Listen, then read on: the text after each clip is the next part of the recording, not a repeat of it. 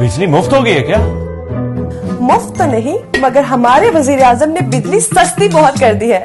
अब मैं बिजली पे खाने पकाऊं, पानी गर्म करूं और ढेरों कपड़े इस्त्री करूं। क्या वजीर आजम ने बिजली सस्ती कर दी?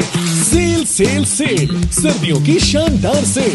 वजीर आजम मोहम्मद शहबाज शरीफ का आवाम के लिए बिजली सहूलत पैकेज। समझो लग गई बिजली पे सेल। मुल्क भर के सारिफीन के लिए 3 माह इजाफी बिजली के इस्तेमाल पर 26 रुपए फी यूनिट का फ्लैट रेट। बिजली सहूलत पैकेज की सस्ती बिजली से अब सनती और तिजारती सारिफीन अपना कारोबार बढ़ाएं और घरेलू सारिफीन अपने पैसे बचाएं। अब बिजली इस्तेमाल करो ज्यादा और बिल भरो कम कम कम, क्योंकि पहली बार लग गई है बिजली पे सेल।